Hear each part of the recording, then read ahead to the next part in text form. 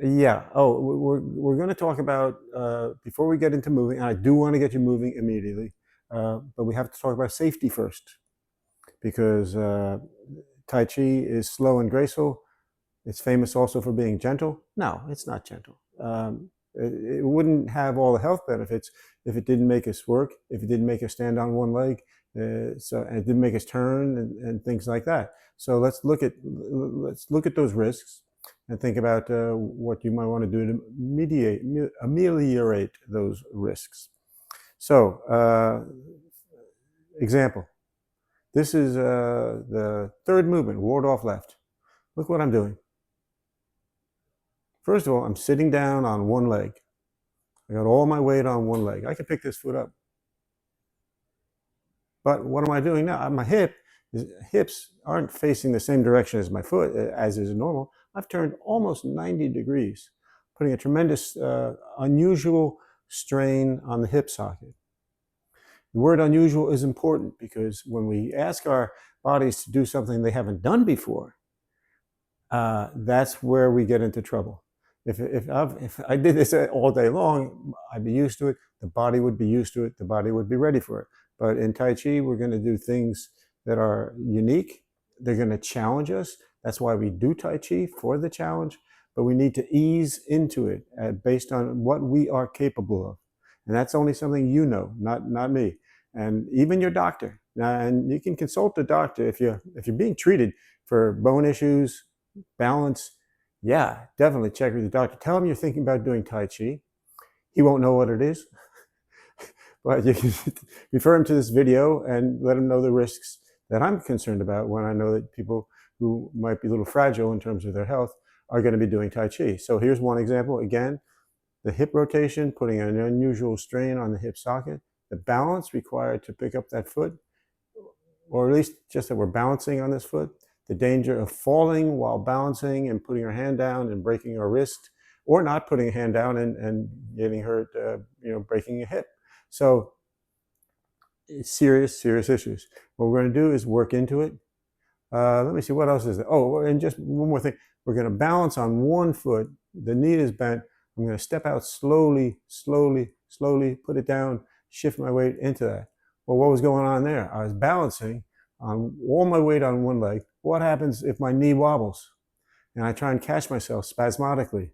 And I put an incredible amount of strain on the knee because of that violent, whoa, what am I doing? So we have to, that's not good either. So there are issues. And the first thing I'm going to say is, well, look at me. I'm doing this. I don't need to do this. I can do this. Turn 45 degrees. And I don't have to bend way down low. Master Chen doesn't even want us to get down low like that. Normally doing the form, not just for senior citizens, just normally, don't get it way down low. And he does want us to turn, but make it easy. If you watch Master Chen doing the form, you'll see him doing it so gently, so easy. He is gentle.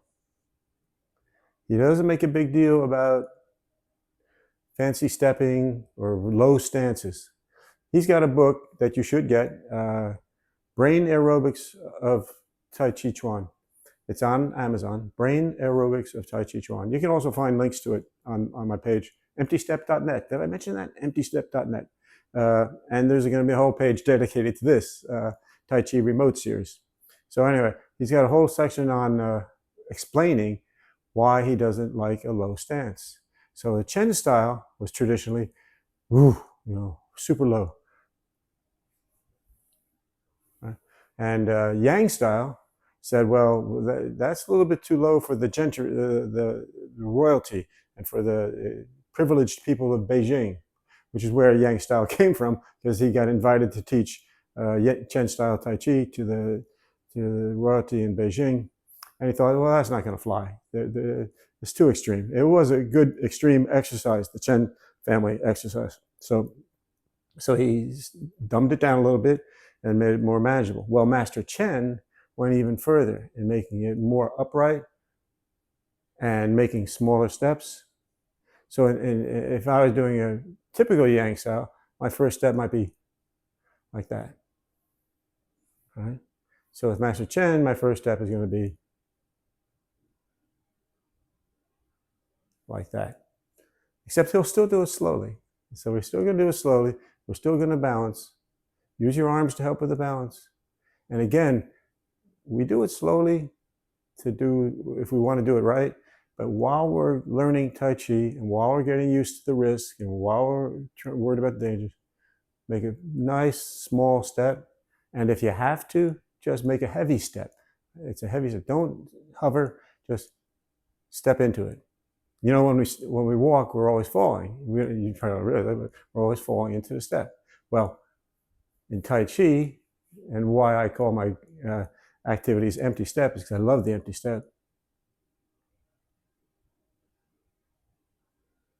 Because the empty step does so much for us in terms of strength and balance, but that's a place where we can cut a corner for safety. Make a smaller step. We don't hover, we don't float, we just take a natural falling step into the front foot, and that'll take care of the risk. So again, as I said, take all this information to your doctor if you're super concerned, if you think you might be getting in over your head, and as you're doing it, make modifications as you need to be safer.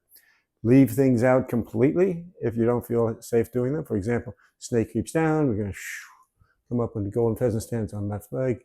Well, you know, this is a tricky little balance move. Even I'm struggling here right now. I've done it before. So so you might want to just, you know, come up and golden pheasant stands on left leg. Right? So I'm actually using my right toe to balance myself. And by the way, one more thing.